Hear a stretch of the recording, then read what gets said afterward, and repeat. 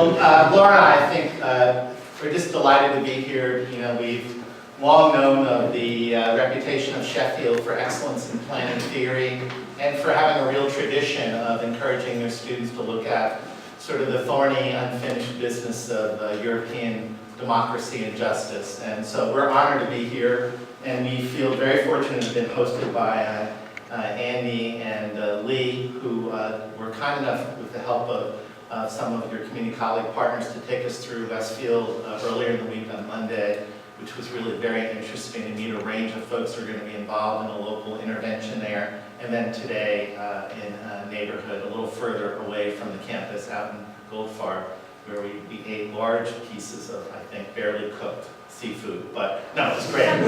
This cod thing is, they were huge. Anyway, three things you should never observe being made. Sausage, legislation, and the scholarship of engagement, because they're just too goddamn bloody.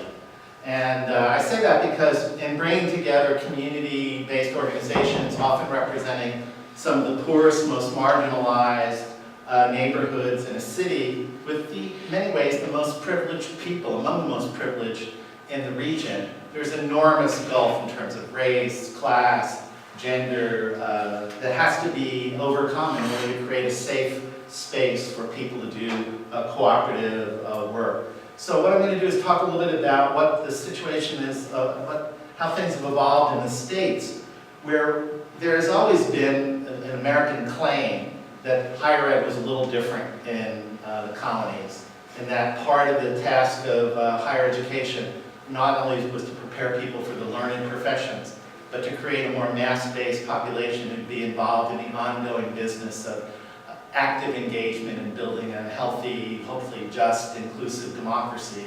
So when you look at the founding documents of some of our first higher education institutions, University of Pennsylvania with Ben Franklin, or Virginia, they all claim this higher ground that we're going to do something a little different here in the States to try to create a safe space to discuss the unfinished business of American democracy. So while we've had that rhetoric, there have been waves of engagement and then withdrawal of the academy from the ongoing business of building the just society, or as Dr. King talked about, the beloved community.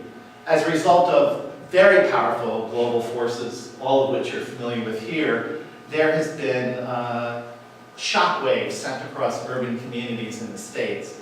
Global competition, we've had slow and no growth. In many places, 1/3 of our major metros have elevated unemployment, elevated poverty, major business losses, median incomes falling dramatically, etc.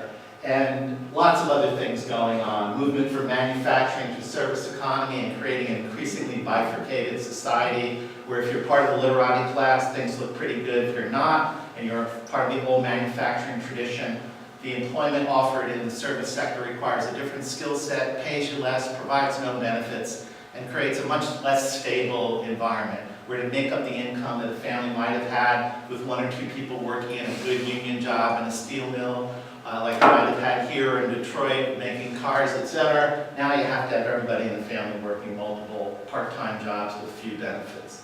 It's a picture I think you're familiar with.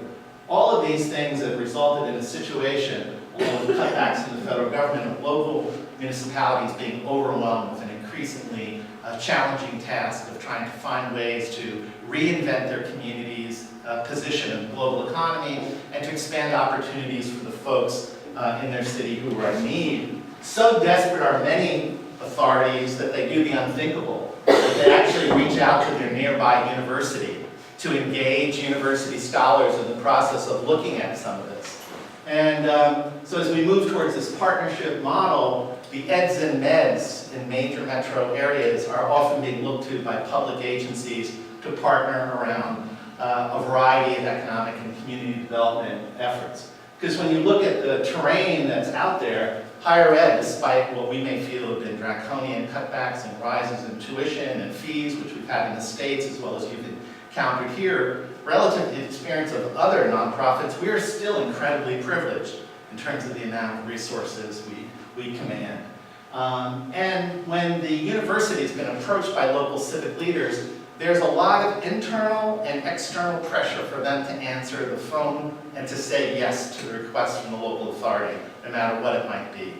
Students are increasingly worried about, really, do they have the stuff to be first-rate practitioners in their chosen professional field? Is a classroom-based education alone that occurs in clinical settings where the problem sets are cleaned up and the politics of working in community across identity groups are often removed, that they're not quite sure that they're ready to compete, their portfolios are not strong enough to actually go toe-to-toe with the best educated folks in a global marketplace. And so students are increasingly saying, I'm not quite sure, being trained by 25 planning academics, 2/3 of whom have never actually done a plan, half of whom have never been in a planning agency, 3/4 of them have written consistently in a critical way about the futility of doing planning, is really not necessarily get me ready to impress the hell out of the planning director of Lancashire. And here I'm talking not about the Sheffield faculty, who I do not know, but I'm getting to know. I'm thinking more about the faculty who trained me at Cornell University. 25 faculty members, and one day I asked them, I was somehow by mistake, I left to go to Lou, I came back, I was the chair of the department. And I just said, for the hell of it, how many of us have professional degrees in planning? They're all looking at each other. And 3 out of 24. And I said, how many have actually ever written a plan?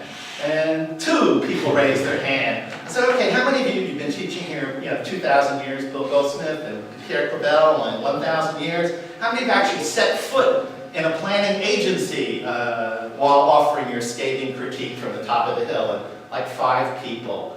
I think that's so troubled John Forrester. He actually began to lead this Habermasian ideal communication shit, and actually started showing up in local planning agencies where he would sit down and hyper-analyze the conversation that Laura just had with Heather, which was, good morning, how are you, how is the, and through that conversation understand the history and evolution of man and woman as we know it, which could then be applied to the solution of social justice questions in the field.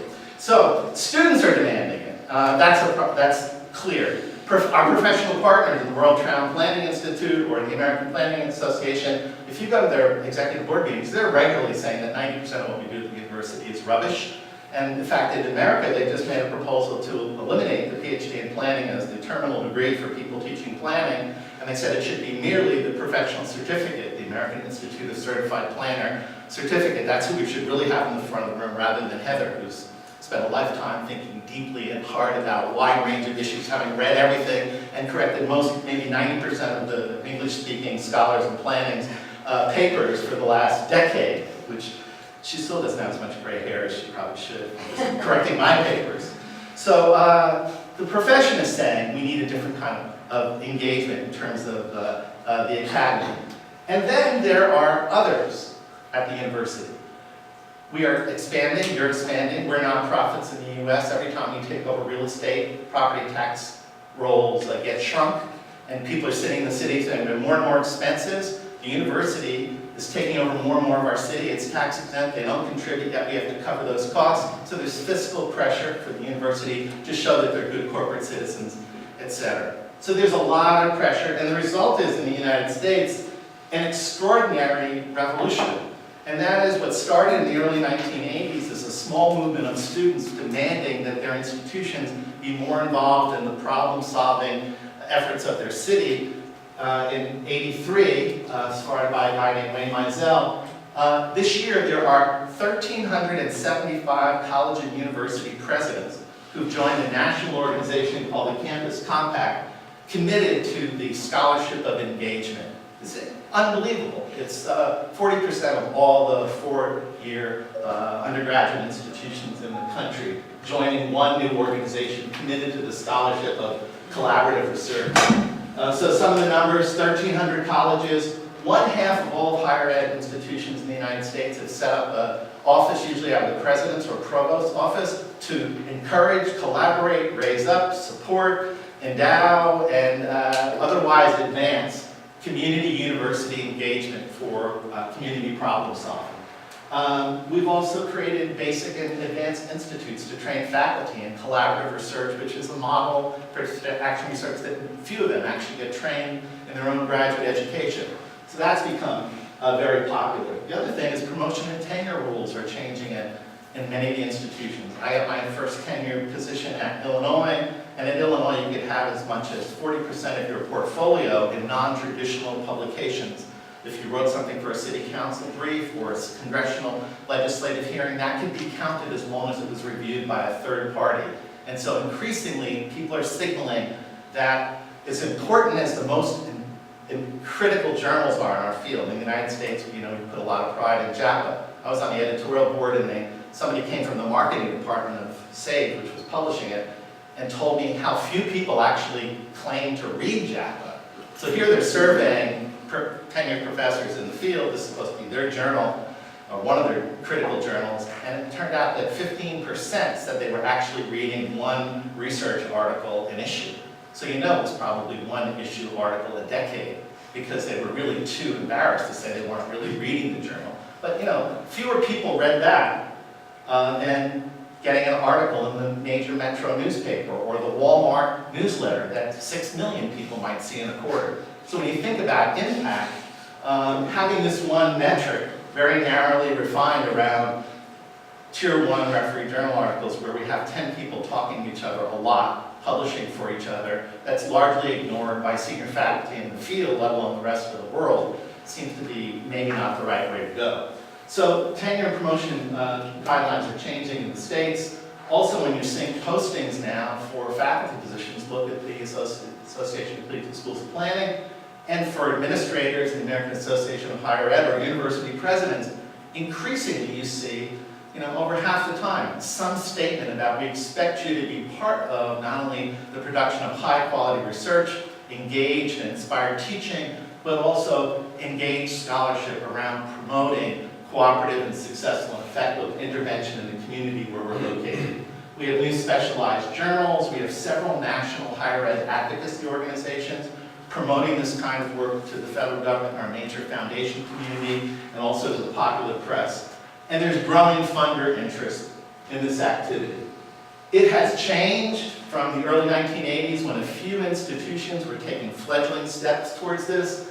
Now we have some 1,300 institutions engaging in fundamental institutional change to support a different kind of research activity. Initially it was non-course based, often organized out of campus ministries, student volunteers, and that was the early phase. It then went into courses in which faculty would reorient a portion of their time to have some activities or reports or final capstones focused on the production of research projects asked by the local community. As larger and larger numbers of students and classes and faculty on campuses are engaged in examining the causal, the structural causes of inequality in a region and are looking at it, the third phase is people began to focus attention critically at the university and its role. Were we promoting the kind of economic and community development policies within our own region that was reducing uneven patterns of development, or were we actually contributing to it? So I got in trouble at Cornell the second or third time when a group of my students began looking at, as part of the union negotiation of technical staff on the campus with the campus administration, what the wage structure was at Cornell. And they determined, using the National Council of Churches, that 30% of entry-level employees at Cornell University weren't paid a living wage. And they went around and did interviews with low-wage workers on the campus. And I showed this film. It was called In the Shadow of the Watchtower that these kids produced. And the first image was of a woman who cleaned the dorm.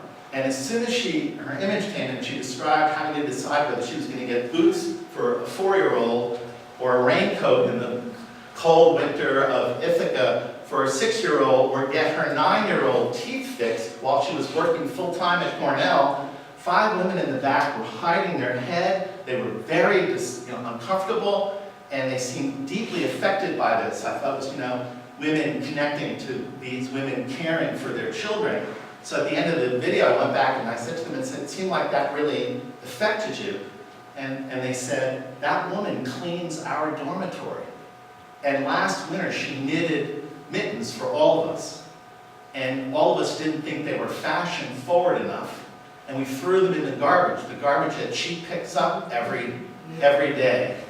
And they were being introduced to the effects of social inequality on their own campus and the role of Cornell. So they went and organized a community support effort, and with the help of those low-wage workers, went to the union, who in their negotiation wasn't really fighting for the low-wage workers.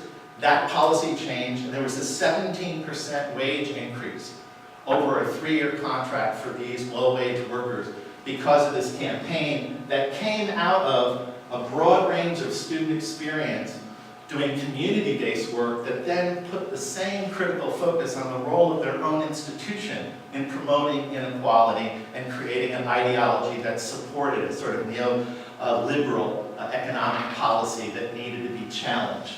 And hopefully, as we are moving now into this last phase, there's been such broad experience at so many institutions on such critical local social justice issues that we're beginning to get a critical mass of undergraduate and graduate and young faculty scholarship around the causal factors of inequality in education, the social determinants of health, and the changes in the moving from manufacturing to service economy, that the universities will become a space, one of many in our society, where we can really begin to look at the national policy implications of this kind of engaged scholarship. So, the good news is that the university has finally decided they're part of the city, and they're showing up to do work. Now the question is, what kind of work are we doing? So, early in this process, the U.S. Department of Housing and Urban Development decided to fund universities to extend their reach into the community and to refocus a bigger portion of the research, teaching, and outreach effort on the needs of low-income communities where those communities wanted the university's assistance. Highly competitive, the U.S. Department of Housing and Urban Development's Community Outreach Partnership Program funded several hundred universities to do this work. Two scholars, Dick Schran and Nancy Nye, looked at the first 100 partnerships, and they decided, like everything else on the planet, they appear to be normally distributed. That there was 15% of these national, competitive, award winner, best practice community university partnerships that were in the tradition of, was this Lord Kitchener? I tried to find the most hideous historical colonial figure, and being Irish, I looked towards England, and I made it out right. Anyway, and they found that there was a whole bunch of these partnerships at certain institutions that were now being pursued with energy, which were really being undertaken because that university had done such horrific things in the community, and they were getting so much shit for it, that they needed to try to redefine, rebrand, and reestablish their rights to function as a non-colonial entity in the civic space. An example of this might be another Ivy League institution in New York that begins with a C, not Cornell, that's located in Harlem, which for years has been trying to expand this institution, we won't name it in Columbia, into the nearby working class community of Harlem. And every time it's happened, all hell has broken loose. And in the 60s, one of our colleagues, Rob Burlage, organized a sit-in. Rockefeller sent tanks. It was a standoff that students were supporting a community that was trying to hold the line against gentrification. And every 5 or 10 years, there's another wave of trying to do that because the university, although the population isn't growing, needs more space for their critical academic work. And they don't want to go up because that would ruin the scenic views from the top of the hill. They end up expanding out. And so in Columbia's situation, the latest thing is they decided to enter into a community benefits agreement with the nearby community. But they didn't really want to negotiate with indigenous, experienced, Gramsci-esque, organic intellectuals who have political skills. So what did they do? They looked at their own staff, they identified people from Columbia who lived in Harlem. They created a West Harlem Community Development Corporation, all of whose board members were totally connected to Columbia in the most subservient way. And then they negotiated a community university benefit agreement, which this make-believe pseudo intermediary organization which they created said, yeah, come in and take over 15% of our ground space for your expanded needs for what ended up being a song. So this might be an example, I'm not sure, of this kind of colonial partnership. And yet, have won state awards and national awards for engagement. It's a form of engagement, but in the tradition of this fellow. The middle of the hump, right, under the normal distribution, are well-intentioned efforts where community groups call up the university, they call Heather up, they call Lee, they call Andy, they call Laura and say, hey, listen, we got a problem that looks like X. Do you know anybody in your campus who knows anything about X? And can you give us a hand? And they do their best to come up with often fairly standard research methodologies to analyze and understand it and intervene. But they usually do it at a distance, seeing that the community is merely in need and they are merely the people who know. So it reinforces this sense of hierarchical access and command and knowledge. And you do your research using standard methodology, and before you go off, where do people in Sheffield go for summer vacation? Where's your favorite spot? Torremolinos. Oh, to Italy, of course. So on your way to Torremolino, on your way to the train, to go to the ferry, to get to the next ferry to the Aeolian Islands, you throw out the window a 400-page report for Teresa to spend her summer suffering over with few resources to figure out how to implement. And then finally, there are those cases where faculty and administrators on the campus acknowledge the limits of expert knowledge and the presence in the community of what Gertz talked about, local knowledge, and the benefit of engaging in reciprocal research, reciprocal learning, to really examine more deeply and more effectively pressing social problems and engage in this collaborative work, not just to help the community, but to rescue their own academic institutions from mediocrity by giving students and faculty the opportunity to be challenged to examine the most critical environmental, economic, social, political economy challenges facing the local democracy,